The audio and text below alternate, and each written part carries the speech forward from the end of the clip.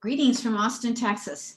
I'm Angela Evans, the Dean of the Lyndon Baines Johnson School of Public Affairs here at University of Texas. This year, as many of you know, the LBJ School turned 50. And throughout this landmark year, we've celebrated the LBJ School's half century of impact, not just within the walls of academia, but in the arena. And boy, are we in the arena now. Our LBJ in the Arena virtual series brings together world-renowned policy experts and frontline stakeholders to serve and inform us on a variety of topics. Today, we will be unpacking the historic 2020 election and everything that has happened over the last week. And I have the pleasure of being joined by Dr. Larry L. Sabato, one of the nation's most respected political analysts and the founder and director of the University of Virginia Center for Politics.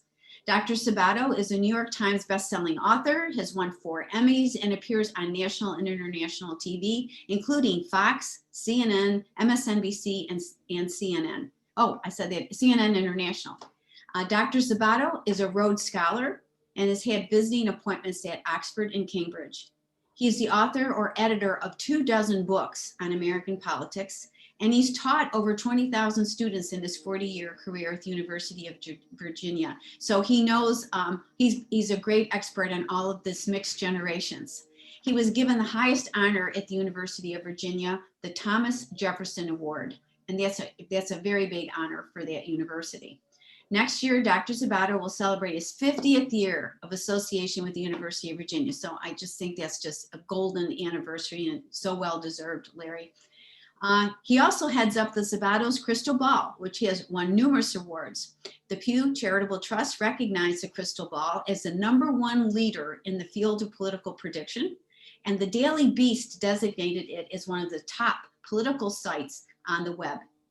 I'm sure there'll be a lot of questions for Dr. Sabato, so please submit them through the Q&A feature at the bottom of your screen during the session, and we will open it up for Q&A as soon as we get through an initial set of questions. So we are so pleased to have you with us, Larry. It's good to see you again after all these years, so welcome. Thank you very much, Angela. It's delighted for me to be with you, and the LBJ School, of course, has terrific international reputation and national, and I've been there before and have enjoyed the visits. And I have to show you one thing. We have an LBJ connection in this election. My Center for Politics here at the University of Virginia decided to help with masks and with voting. And so we have our own masks. We distributed over 8,000 of these. They went like hotcakes. And your audience probably is one of the few groups that will recognize vote November 3rd, the stakes are too high for you to stay home. That's, of course, taken directly from the Daisy ad and several of the other ads that aired for President Johnson in 1964. And I went door to door for him, just as I'd done for John F. Kennedy and Lyndon Johnson in 1960 as a kid. People love to see kids at the door. They think they're selling candy bars. And instead, I gave them. It was in your blood. It was in your DNA early on, Larry. Right? It really was. It really, my dad, this is Veterans Day. My dad was a World War II veteran, 4 years, and all the battles in Europe and so on. And he believes strongly in civic education and political participation. And as a kid in the 50s, I knew more about politics than a lot of adults did. And that's due to my dad. Yeah. So it's good to remember him on Veterans Day. Well, especially in these times when we start thinking about what everybody's going through. And I was talking to students, and some of them, have never had an adult moment where they've seen an election that has not been contested, or there's been there hasn't been as much professionalism in transitions. But that's why it's so good to have you here, because you have that perspective, that seasoned perspective. And also, I remember working with you when we were working on new member seminars for the Congressional Research Service, and how important it is about objectivity and data and getting both sides of the story. So it's so clear today. This is what we need.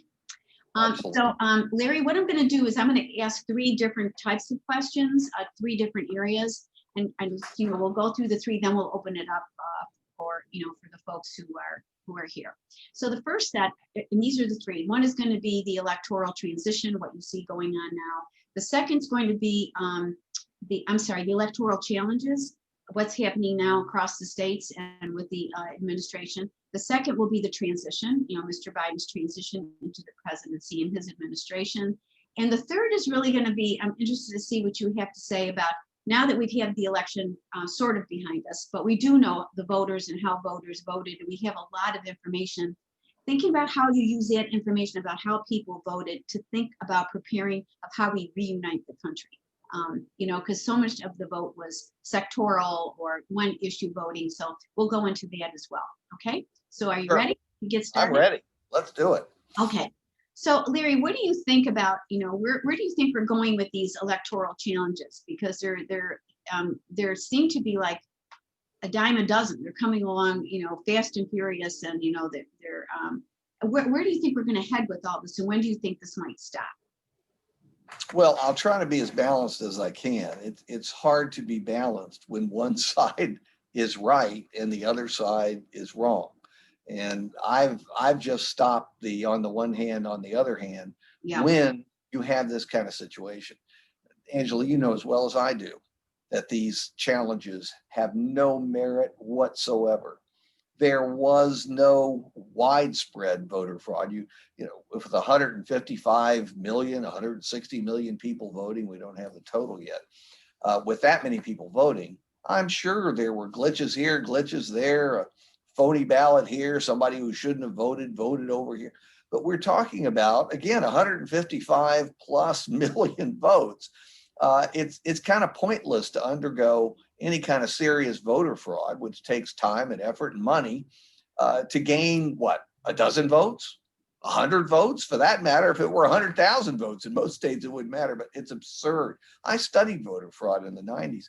And what occurred to me after a long period of research was that there just wasn't much of it. You could find some funny stories and great examples of somebody got 10 extra votes by handing out whiskey bottles in rural Kentucky. Great. It's fun to tell the story, but it has nothing to do with determining the results of elections. We all know what this is about. And again, apologies to anybody who disagrees, and feel free to express your disagreement. But this is all about coddling a sore loser who is sitting in the White House. That's all it is. Well, Larry, his own people tell you that privately. His own people say that privately. Yeah. But let's say we're in the middle of, again, some of these challenges, and it's time for the electoral vote. Oh, well, the Electoral College, I think look, if there's nothing to a challenge, it's not going to have any real impact on the Electoral College, especially when you have a candidate, in this case, Joe Biden, who has 306 electoral votes, exactly what Donald Trump had 4 years ago. The difference being that Donald Trump lost by almost 3 million votes. And please don't tell me popular vote doesn't mean anything. The popular vote means a lot. It helps a president if the popular vote plurality is substantial. It hurts a president if there's a deficit, as there was. Donald Trump lost it by 3 million to Hillary Clinton. Already, just this morning, Biden went above the 5 million mark. 5 million plurality, and it's going to go higher because you see there are, California voting is a part-time job and counting is a full-time job. So they've got another month of counting in California. So you've got, 1 million, million and a half, 2 million. It's going to go higher. If there's no substance to what is being suggested, and personally, I believe there isn't, and everybody in that field that I've talked to, including the experts in Pennsylvania and Georgia, haven't gotten to Arizona, but they all say there's nothing there. I wouldn't worry about it. Donald Trump may want to do X, Y, or Z, but it's not going to work. It's just not going to work. What's amazing? Go ahead, Angela. And I was just going to say, so we just let it go, work on the processes, work through the rule of law, make sure all of these things are, if they're not frivolous and there's something there, make sure that's all investigated. And in the long run, this is what some of the students, I've heard about, they're just nervous about this. And I just say, let the process work itself out. And eventually we're going to get an answer that is the answer we know now, but it's going to be validated.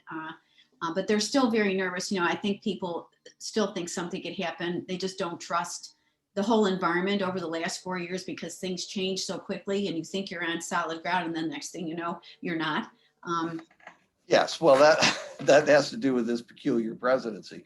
But honestly, if this were 2000 all over again, and Yes, Donald Trump was either Al Gore or George W. Bush, I would be worried too, because if it's 537 votes in one state, one state, you're going to have all kinds of shenanigans. But right. again, it's 5 million plus votes and a 306 electoral vote total in all probability. Is it possible Arizona could change? Yes, it's very unlikely. Same with Georgia.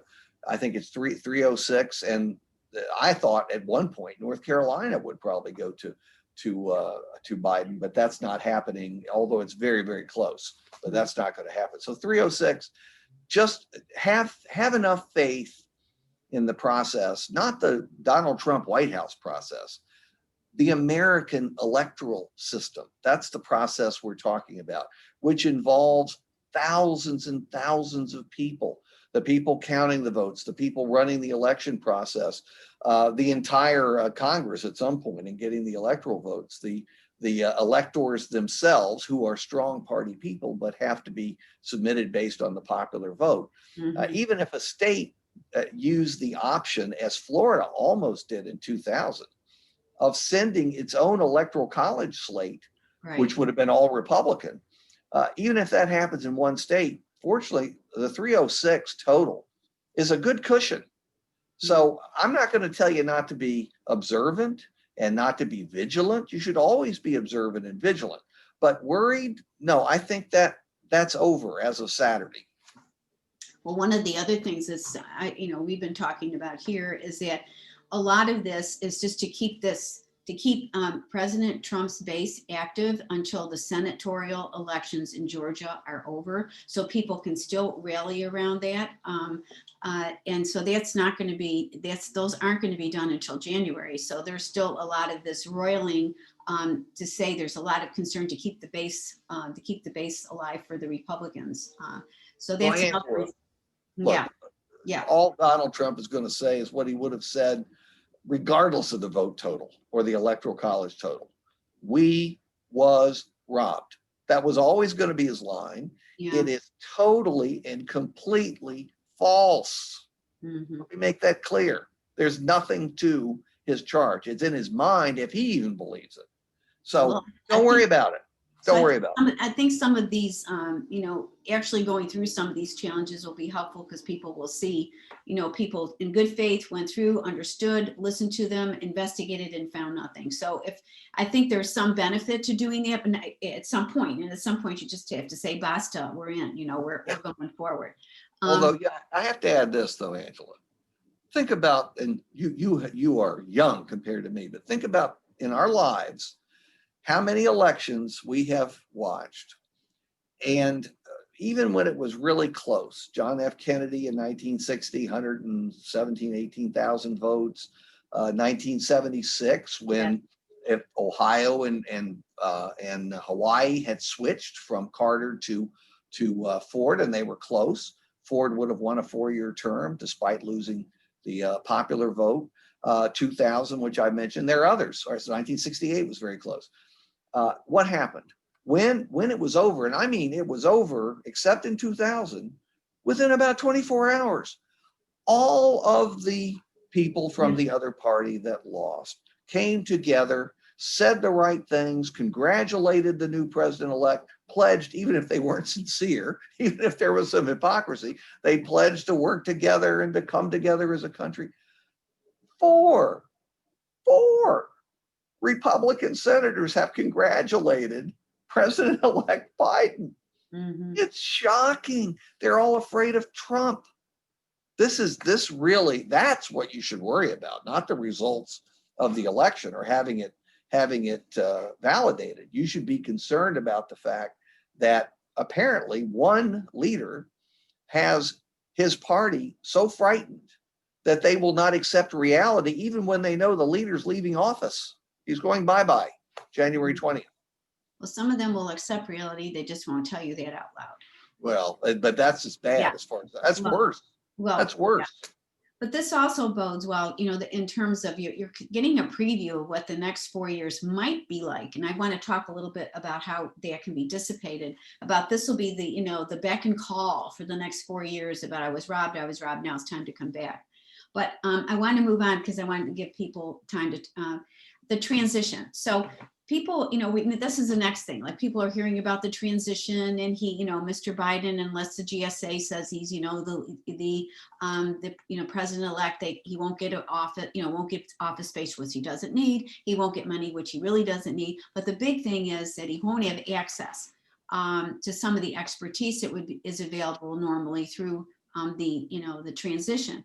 But he was president and he was vice president, and he's only 4 years out of that. So it's like he's not so far behind on this. So talk to us a little bit about what you think about what's going on in the transition and how this hold in terms of resources to give Mr. Biden is going to affect the transition.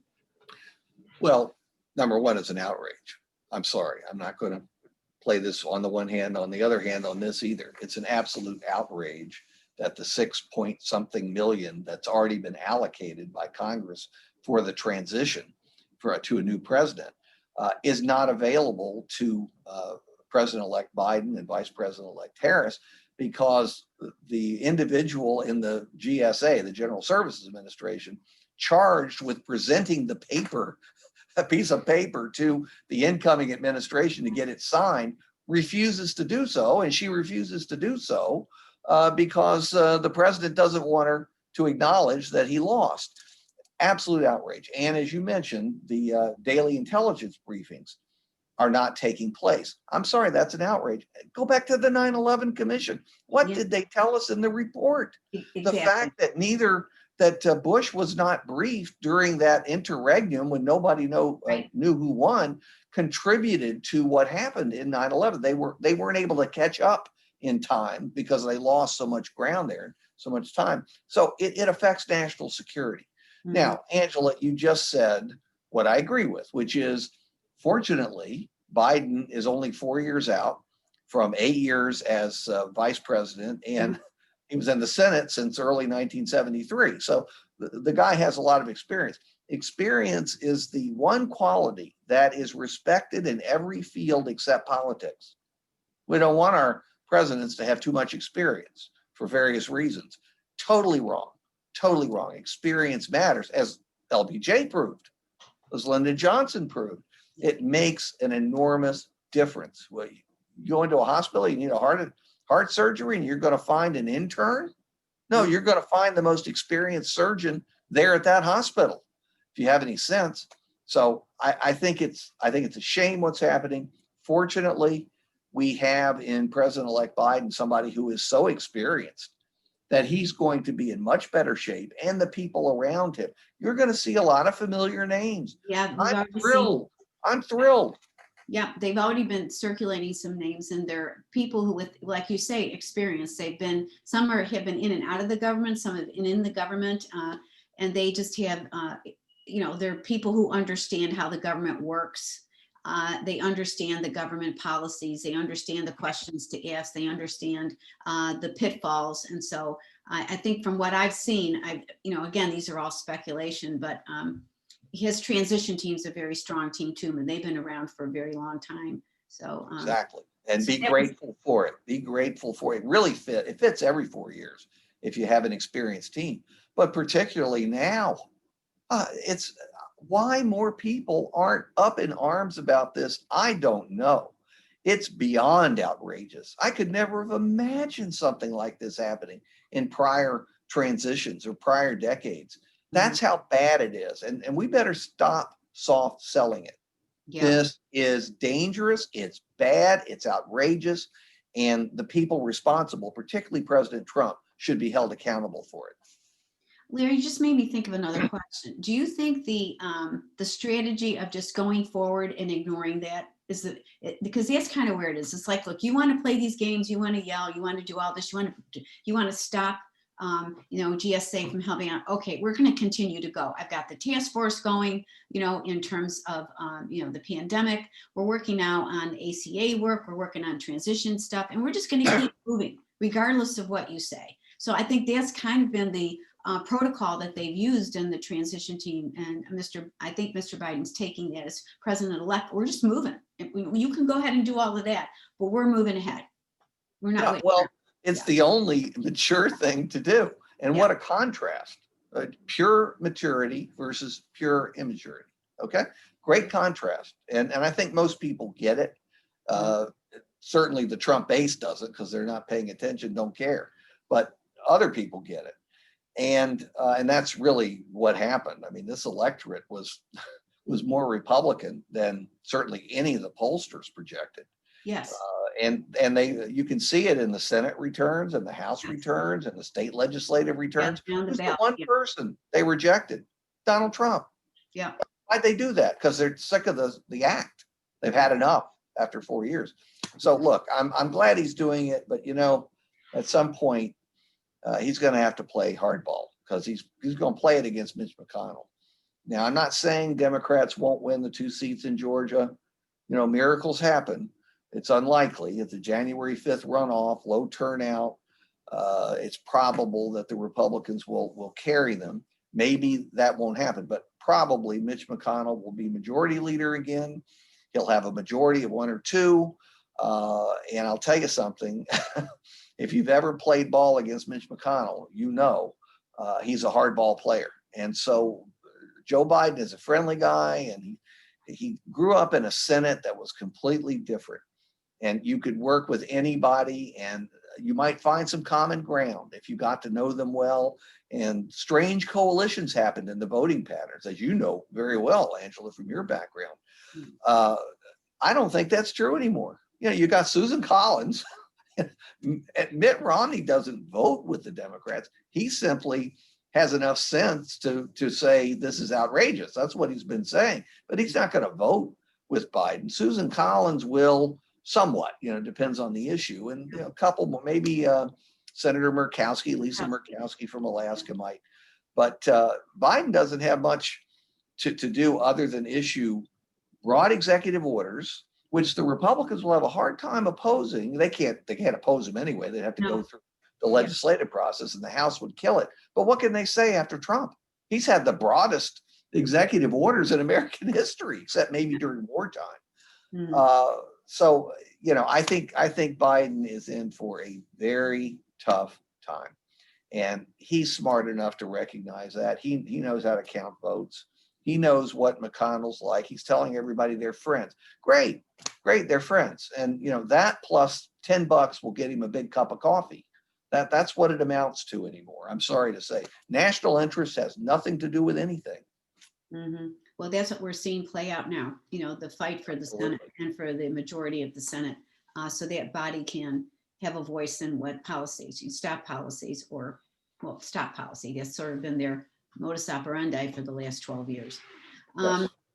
So, I have another set of questions, but I'm going to, before the questions in the third area I wanted to talk to you about is, and I'll wait on this, but was to talk about and have people think about when we have the polls, and the polls come out, and we also see the results, and we see the demographics and socioeconomic demographics and racial demographics of the voters and how they voted. How, I want to get your opinion on how you can use those demographics to help think about, if you were going to run another election in 2 or 4 years, how you try to unite people who seem to be very divisive. But before we get to that, I've got a couple questions that are more in line with what we've been talking about. So the first question comes from Donald, and Donald says, while the Pennsylvania suits have no determinate result on the 2020 election, the issues need to be decided by the courts as guidance and basis for future elections. Fine. I don't have any objection to that, as long as it doesn't hold up the process. It can't really, because those 20 votes are no longer critical.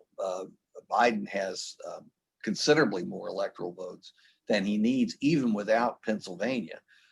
But Pennsylvanians would want their votes to count in the contest for president. I don't think they'd be terribly happy if they didn't get their electoral votes cast along with everybody else. But as far as the principle that he's suggesting, go right ahead. But it shouldn't hold up the presidential selection process either. Yeah. Well, that's what I think he's making the point. You know, I think the point is you have these parallel processes going along. You know, you've got the courts looking at issues, and then you've got the reality of an electoral college and moving along on that. Yes. The next question is from Kevin, and based on your experience, Larry, should we just get rid of the Electoral College altogether? I mean, this, again, this is a very complicated, complex system, but this comes up over and over again when you've got Sure. a president winning the popular vote and not winning electoral, or vice versa. Well, I'll put it to you this way. A lot of people don't know that the Electoral College expires on a certain date. It is going to be changed. You might want to mark this down because it's not widely known. It's going to happen on the 12th of Never. Just put it right in the calendar so you'll know. That's when we'll get rid of the Electoral College. Because who benefits? Republicans and small states. And you have to get, unless you go constitutional convention method, which will never happen for lots of reasons, you need 2/3 of the US House and 2/3 of the US Senate, and then 3/4 of the state legislatures, meaning both houses in the 49 states that have 2 houses. You have to have that kind of consensus. Do you think we'll ever get that consensus? Of course not, because the small states benefit from the Electoral College, and Republicans who control many of the small states, deeply red states, they benefit from the Electoral College. So remember, the popular vote is going more Democratic because it's so heavily contained within mainly California, but also states like New York and New Jersey and Illinois, deeply blue states. They're wasted votes because all you need is a plurality of one vote, and that will get you 100% of the electoral votes. I think the Electoral College, I would go for abolishing it, abandoning it if we could. It's not going to happen. So to me, what makes most sense is mending it rather than ending it. I doubt we'll ever even get to mend it. How do I mean? I mean that we should have perhaps tiers of states, the most populous, the middle populous states, and the least populous. And the more populous states get additional electors. We could argue about how many. I wrote a book called The More Perfect Constitution with 23 changes to the Constitution, and the Electoral College was one of those 23. I think it's long overdue. All our founders told us to revise the Constitution frequently. Jefferson said every 19 years. 19 years was the length of a generation. I'm going to give the Electoral College credit for one thing. Well, two things. Federalism, the idea that candidates want to campaign around the country, except they really don't, because we're down to, maybe 10 swing states. We could call 40 of them right now for 2024 and be right in the vast majority of cases. That is sad. But the other advantage it has is isolating recounts. Let's go. I don't want you to think about 2020. We don't need to go through that again. Go back to 2000, where the entire election depended on Florida. Mm-hmm. That was going to determine whether George Bush had 270 plus or Al Gore had 270 plus. And so we had to recount Florida, and what a disaster it was. I was down there for a good bit of that recount. What a disaster in every possible way for our country, internally and externally. But just imagine if we had had a popular vote where the two candidates nationally were separated by 537 votes or 200 votes or 20,000 votes. Mm-hmm. We would have had to recount 300,000 precincts in all 50 states. It would have been a full employment act for lawyers, but we never would have gotten a president by January 20th. Mm-hmm. We would have had an acting president. The Speaker of the House, his name was Dennis Hastert. Google it. Yeah. I'm not discussing it. Google it. Yeah. Well, that's the thing, people think about the Constitution, and oftentimes people don't understand it's really separated into two parts. One is how the government works. So your Articles 1, 2, 3. And the other is the Bill of Rights. And I've heard so many times now, going back to the actual, part that's really looking at how different structures of the government work, not just the Electoral College, but,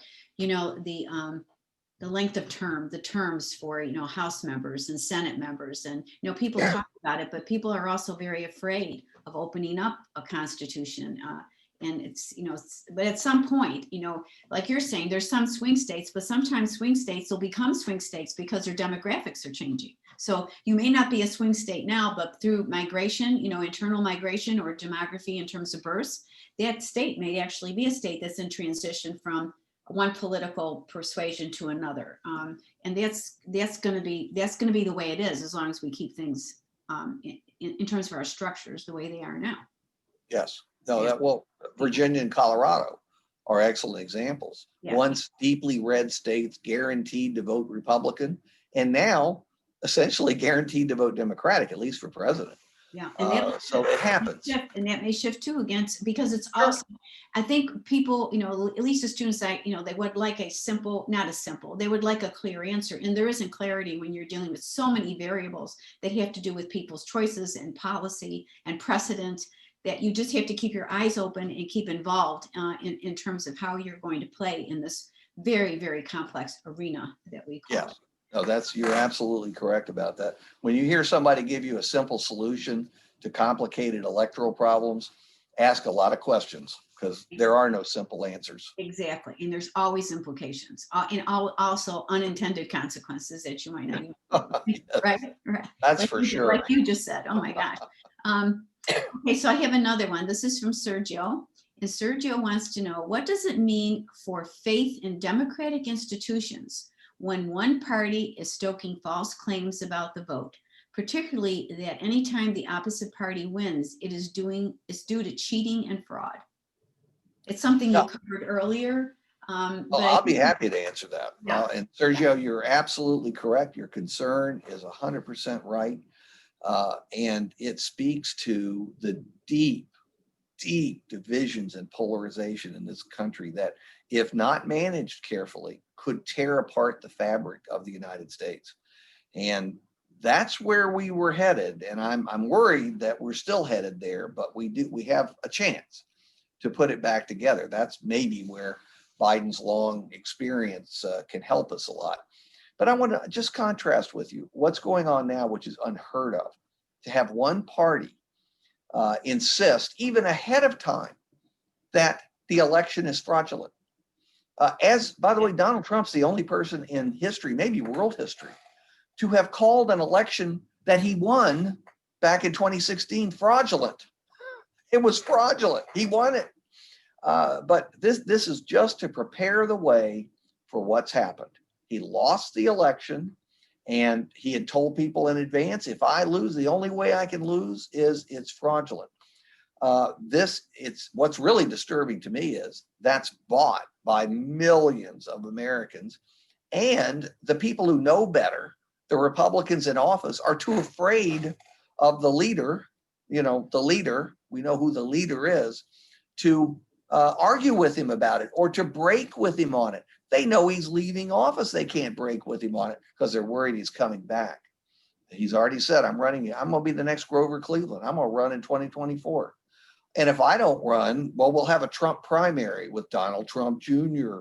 and Ivanka and Jared, Ivanka's husband. We'll have a Trump primary to see who runs. So they know they're not through with them. That's the problem. It's not just Trump. It's the Trump family.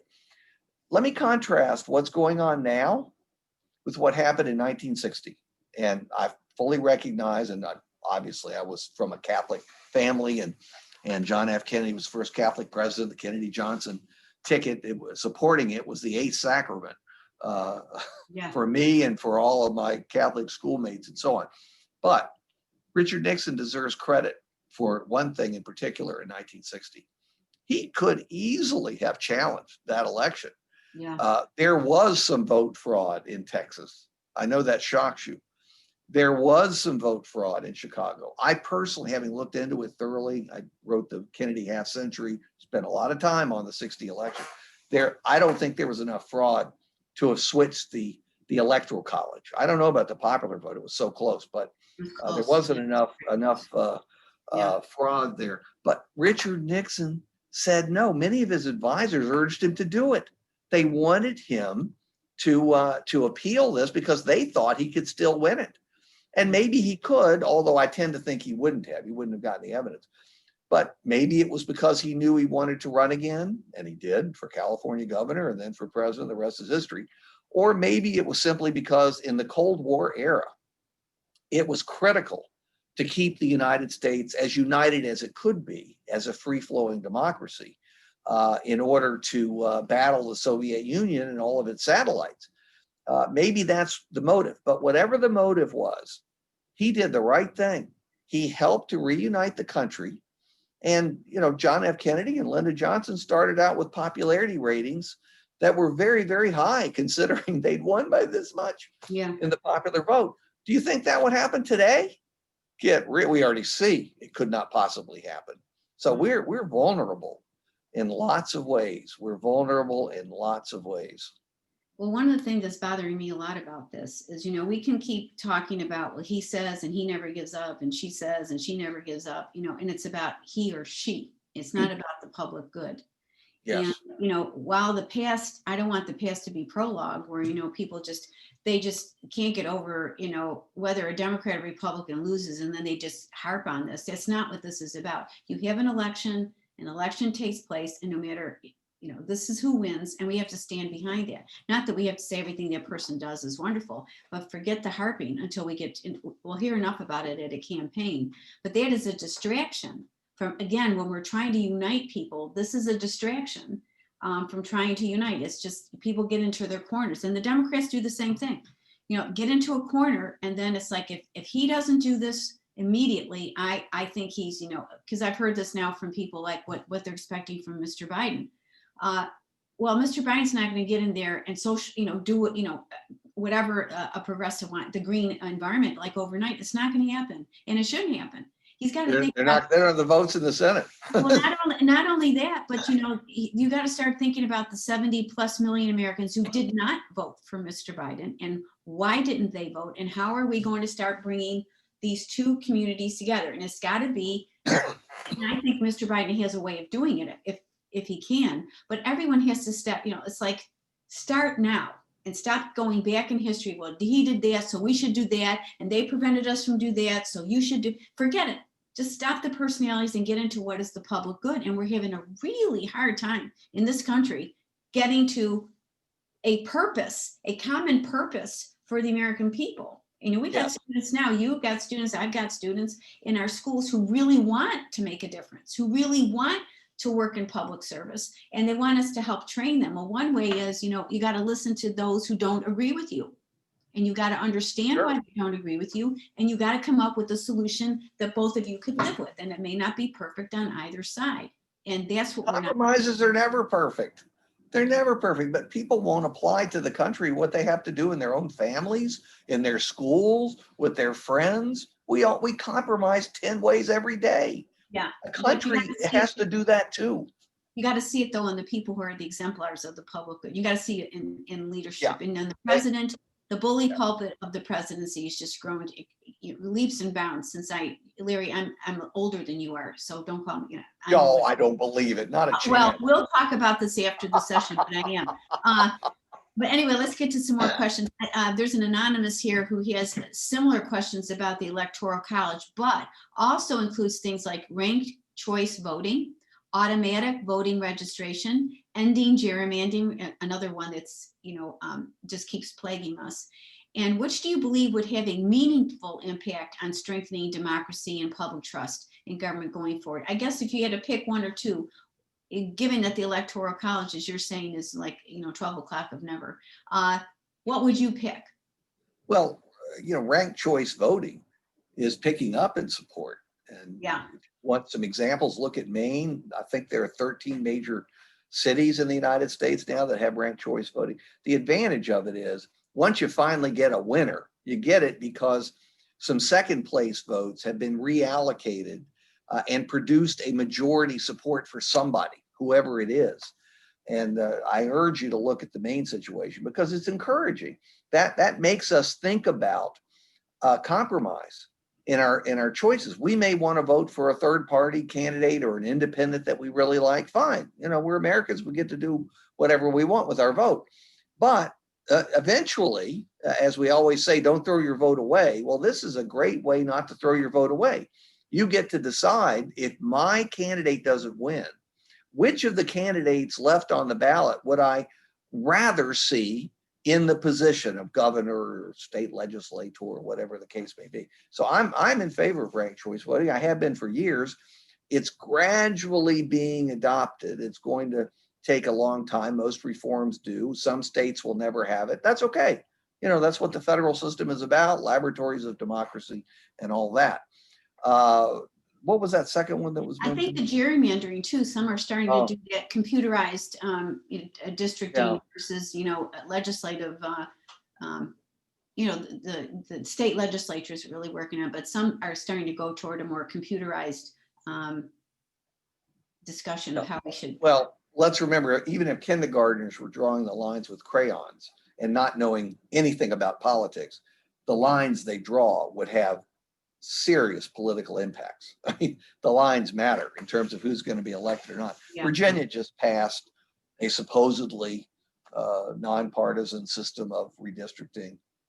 I'm willing to give it a chance. We'll see. I'm suspicious. Well, that's what you're saying, the laboratories of democracy. So if you have California, Virginia, different experimenting with ways that you don't have humans. And for people who have not been to Capitol Hill and you get a chance to go into the offices, many offices, the first thing you see that hits you when you get in the office is a map of their district. And you see these districts that look like, it's almost like a Rorschach test. It's like, what is that? Yeah, the smashed bug district. Right. Yeah. Okay, so here's some other, I've got some other things here that I'm trying to put all together if I can. What damage, and this is a narrative, this is Vanessa, and the concern is if you have a narrative that it gets in place and stays about the election being stolen, and how is that going to affect Mr. Biden's presidency or impact the 2024 presidential election if this narrative continues to take center stage? Well, it affects a lot of things, not just the 2024 election or how President-elect Biden is able to govern. It affects how our country operates or works or doesn't work. Because if you don't have a level of trust sufficiently high so that those who are in office can proceed with the decisions they have to make once they explain them, and we may like some of them and not all of them, whatever. If we don't have that level of trust, then we don't move forward as a society. We spend all our time and energy fighting one another. Yeah. And we're very close to that right now. We are very close to that. And this ridiculous, baseless charge of voter fraud, which millions believe because it's in Donald Trump's Twitter feed, is corrosive and cynical. And I think history will judge him very harshly because of this and other things. And the people who are supporting him who know better. You know, I know Mitch McConnell somewhat, and you're not going to find a brighter guy in government. You may dislike it. He is extremely smart. He knows this is ridiculous. He knows there's zero chance that Donald Trump is going to be continuing as president. They're coddling him, but they're destroying their own credibility by doing it. And they're not pulling people together, which we desperately need. So again, you know, history's judgment, you might not live to see it, but you don't want to think about it if it's going to be harsh. And it will be harsh. It will be. But this is where I think where you start saying, okay, am I going to be spending my entire 4 years worried about people who think that the election was stolen? Or are you going to say, look, I'm president and we're going to do what we need? Accept it. Right. And get with the program. It's your problem if you think that. I don't think it is. I've got a country to run. And that's what I'm going to do. So well, I think you'll have to do that. I think that's what we're going to see from Biden. I think Mr. Biden, we're doing it. You can talk all you want, but it's not going to get to me because otherwise that's distracting energy from the other energy I have to run the country. One thing that experience helps Biden with is the ability to slough off criticism. Yes. Which very few of us have. Yes. Oh my God, academics are the worst. I'm not excluding academics. They're the worst. You know, some tiny little insult will be carried for years and influence disputes and debates for decades. But I've noticed over the years, not just while he's running for president, that Biden has the ability to kind of laugh at it. And, maybe he gets angry for a day. He goes on to other things the next day. You have to be able to throw your grudges in file 13 if you're going to be a good president or a good senator, a good governor, or a good person, a good teacher, whatever you are. You have to be able to do it. And we need to train ourselves to do that better, because we're not very good at it. We're becoming worse at it instead of better at it. Well, we have an example every day in our face. Yeah, that's for sure. No, really. So I've got another, I'm going to put a couple questions together. This one is, and this is a really good question, and this is about the congressional race outcome. To what extent can this lack of coattails be attributed to Biden's weakness as a candidate? Well, you can define it that way. I guess I explain it before I get to examine all the congressional district data that we're all still working on. And the exit polls are a mess, in case you haven't heard. Yeah. We've got two of them, and they disagree with one another about some really basic things. So who's right? Who knows? But We look, do have a question about the polling, Larry, too. There's a question about, like we were talking before we started, there is a question about the polling and that whole industry and how that industry. Yeah, I'll work that. I'll work Yeah. that in. I know we've got 10 minutes left, so I think I can do it in 10 minutes. Listen, what happened, in my view, in the difference between the presidential race going Democratic and generally the House and Senate races helping Republicans more than Democrats. So let's remember the Democrats held the House. It's just that their margin of control will be reduced. And the Republicans lost at least a seat, maybe two in the Senate. So you don't want to exaggerate this. But there was a group of voters numbering, in a few millions, and they're basically Republican. They voted Republican most of their lives. They're conservative in many ways. They may have agreed with Trump on a number of his decisions, but they were just dead sick of him. Yeah. They wanted him out. These are the people who crossed the aisle and voted Democratic in the congressional elections of 2018, because voting Democratic for Senate and House and governor was the only option they had to send a message to Donald Trump. Well, guess what? This time he was right there. He was on the ballot. So they could send the message directly to Donald Trump by sending him packing. But then they could return to their values, their beliefs, by voting Republican for Senate and House and state legislature. Yeah. Now, we got to have a lot more data than we have right now to support my thesis, which may be wrong. I know I that's think a lot of people agree with you. No, I think a lot of people agree with you. I have one comment in here too that says, really, he lost because of his behavior and not so much about his policy. For him. People, for him. But then it tells us, again, getting back to this idea of what we've learned through this election to help reunite us, or unite us in a way that we need to be united, so we don't have this divisiveness or this demonizing continue to plague the public sector. It's just, we got to break it somehow. It's a self-destructive behavior, just as bad as being addicted to alcohol or drugs or any other bad habits you want to name. You have to break the habit. And right now we're in a very bad habit of being unwilling to listen to one another, unwilling to compromise, believing that the other side is evil instead of misguided. I think misguided is okay to use, but evil, come on. I've seen it get worse and worse and worse and worse. And there are brief periods when we come together, like 9/11, that worked for about a year. People were more willing to work with one another and wanted to move forward together. The image we'll always have, for those of us who were around during it, was the entire House, Democratic and Republican alike, gathering on the steps of the Capitol and singing "God Bless America." And you may think that's corny. Boy, did it fit. And we needed it. We needed it. Mm-hmm. So those moments are becoming fewer and fewer. And we really need to restore those moments, make them more frequent, care about them, do what we can to bring them about. Mm-hmm. Well, it seems that those moments come when we're in extremis. It's either a man-made or a natural disaster.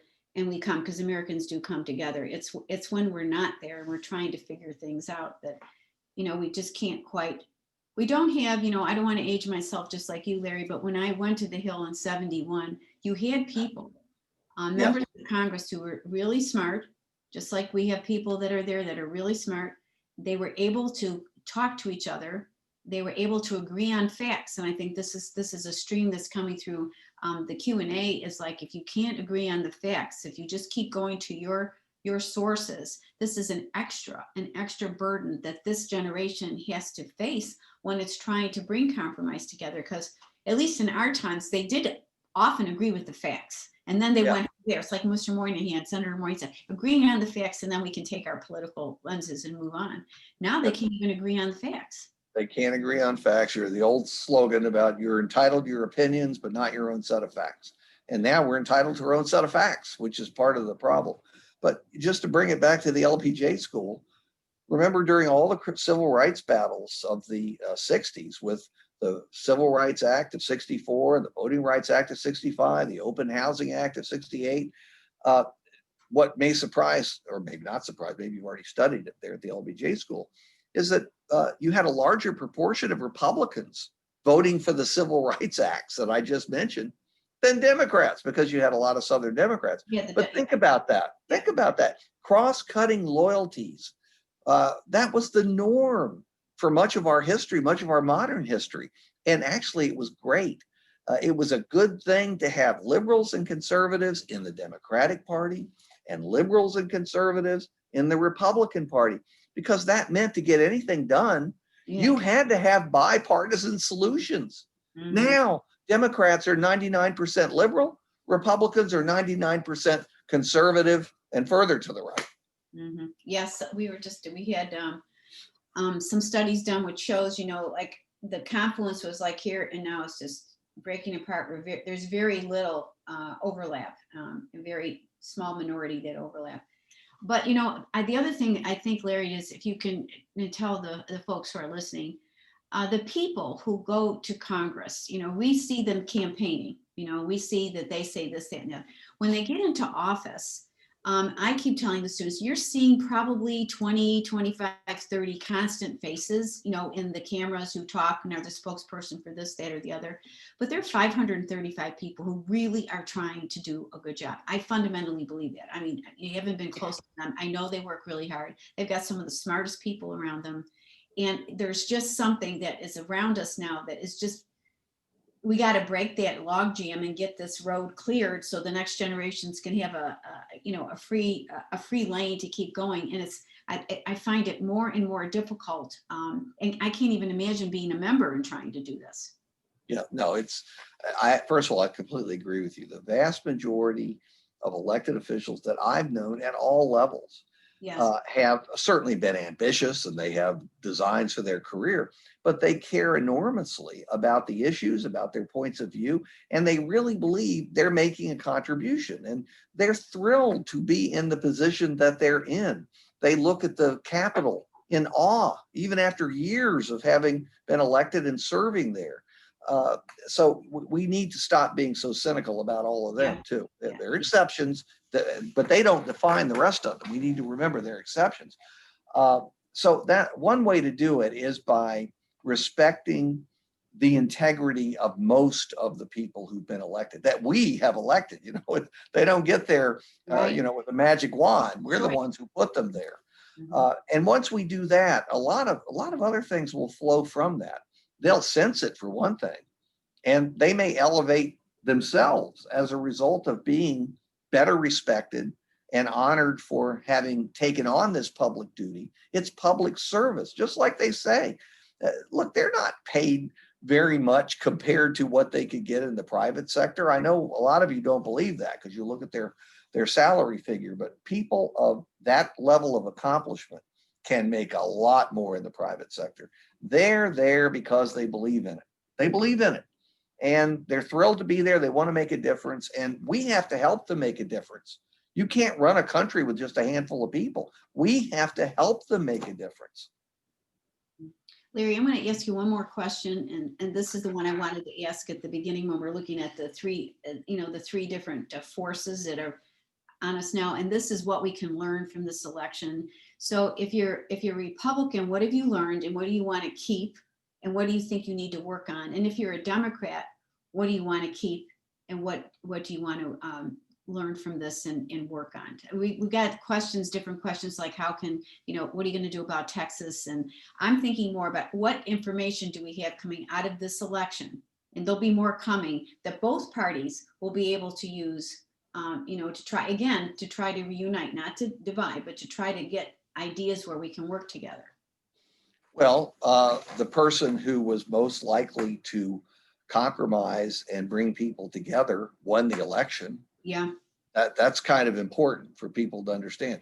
Divisiveness can work under the right set of circumstances. And we had that in 2016, but we didn't have it in 2020. And there are far more presidents and politicians in elective office at all levels who have been able to work with people across the aisle and among the various factions in their own party. Yes. That's the goal. It's good for the society. It's good for governance. It's good for us. That's the lesson I hope both parties can take away.